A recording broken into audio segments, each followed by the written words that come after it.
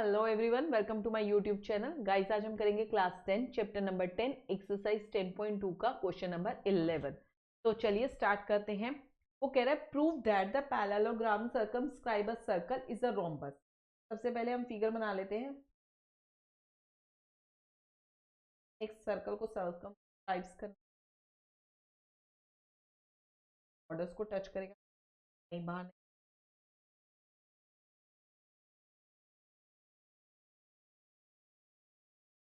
अब वो ये कह रहा है ये जो पैरेललोग्राम जो सर्कमस्क्राइब कर रहा है सर्कल को, ये रोम्बस है। सबसे पहले मैं इसको नाम दे देती हूँ ए क्यू आर एस। सबसे पहले नाम दे देती हूँ।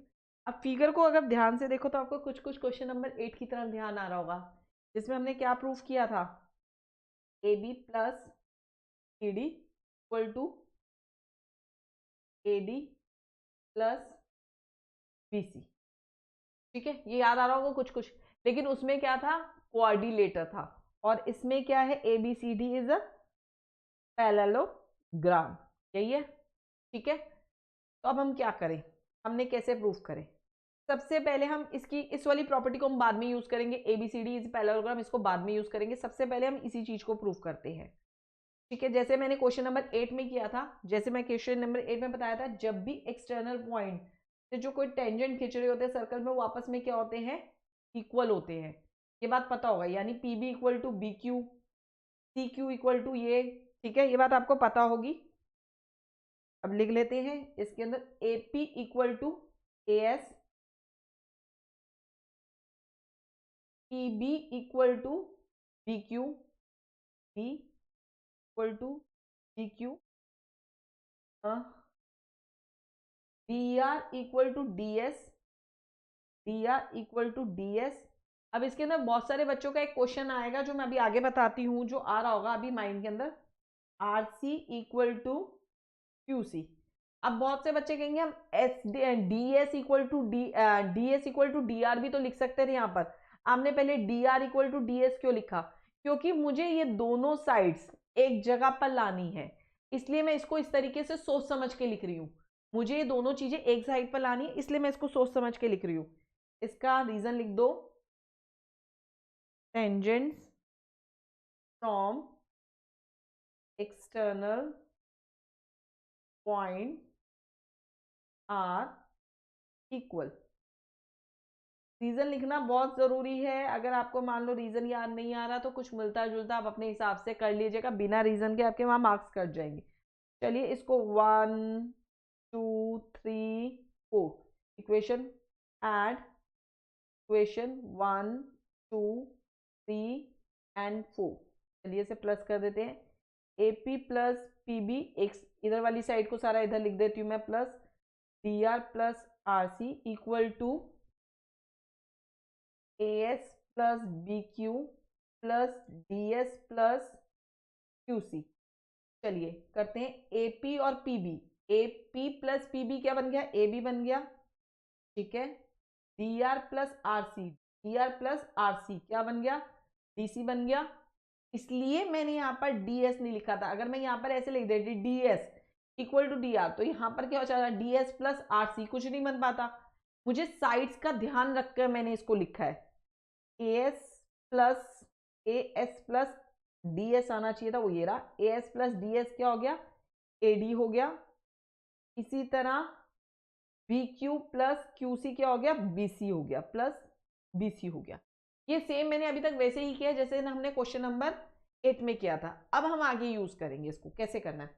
अच्छा देखिए, हमें क्या दे रखा है, हमें ये बोल रखा है उसने कि एक पैरेललोग्राम है। पैरेललोग्राम है तो पैरेललोग्राम के अंदर एक प्रॉपर्टी आपको पता होगी, दोनों आमने सामने की साइड्स क्या होती है, इक्वल होती है। यानी ए बी जो है वो सी डी के इक्वल होगी कि नहीं होगी, क्योंकि पैरेलल होंगी ना उसके। तो मैं इसको ऐसे लिख सकती हूँ, A B equal to C D लिख सकती हूँ। Similarly A C equal to B D होगी, ए सी इक्वल टू क्या होगी, डी सी होगी। क्यों, रीजन क्या है, opposite sides of parallelogram are, ये अपोजिट साइड इसकी क्या होती है, इक्वल होती है। अब ध्यान से देखिए, मैं ऊपर ये चीज निकाल चुकी हूं। अब मैं यहाँ ए बी की जगह ए बी किसके इक्वल है, सी डी के इक्वल है, यानी A B equal C D है। तो मैं A B plus C D किसके इक्वल आ रहा है, ए बी के इक्वल आ रहा है, तो मैं उसको ए बी लिख सकती हूँ। अब आप पूछेंगे भाई इससे होगा क्या, अभी पता चल जाएगा, 1 मिनट में पता चल जाएगा। A D plus B C, ऐसे ही सेम में B C equal to B C plus, A C क्यों लिखा मैंने, ये मैंने ए सी क्यों लिखा, ए डी इक्वल टू, क्या कर दिया मैंने यार यहाँ गाइस, मैंने ध्यान नहीं दिया, मैंने साइड उसका वो कर दिया था, ए डी, यहाँ नाम चेंज कर दिए थे ना, तो उससे मैंने गलत लिख दिया है। A D equal to B C, ठीक है, वो नीचे मैंने नई फिगर बना दी, तो उससे मैंने कुछ और उसकी साइड्स के वो अलग लिख दिए। A C equal to D B C, B C plus A D की जगह मैं बी सी लिख दूं, ये मैंने अभी बताया ऊपर रीजन इसका। तो ये क्या हो गई, 2ab इक्वल टू 2bc, 2 से 2 कैंसिल हो गया, A B equal to B C, A D equal to B C हो गया मेरे पास। अब यानी बोले तो ये वाली साइड इसके इक्वल हो गई। और हमें क्या प्रूफ करना था, ये एक रोम्बस है, और रोम्बस में ये जो रोम्बस होती है इसकी क्या प्रॉपर्टी होती है, इसकी चारों साइड्स आपस में इक्वल होती है। ये साइड तो इसके इक्वल ऑलरेडी थी, अब मैंने इस साइड को इस साइड के इक्वल प्रूफ कर दिया है, तो यानी इसकी ये चारों साइड्स आपस में इक्वल हो गई, हुई कि नहीं हुई। अब बोलेंगे कि भाई ये चारों साइड इक्वल स्क्वायर की भी होती है, लेकिन स्क्वायर के अंदर एक चीज और होती है, उसके सारे एंगल्स कितने डिग्री के होते हैं, 90 डिग्री के लिए। इसलिए मैंने इसको बाद में, मैंने आपको कहा था ना प्रॉपर्टी बाद में यूज करेंगे पैरेललोग्राम की, तो यहाँ पर हमने इसलिए इसको ऐसे लिखा, A B plus A B, B C plus B C. मैंने साइड्स का ध्यान रख के लिखा, ए बी और बी सी, मैंने इसलिए साइड्स को ध्यान रख के लिखा। तो A B equal to B C हो गया, तो इससे प्रूफ हो जाता है A B C D is a rhombus. I hope आपको ये क्वेश्चन समझ में आया होगा। अगर आपको ये वीडियो अच्छी लगी है तो लाइक करें, चैनल को सब्सक्राइब करें।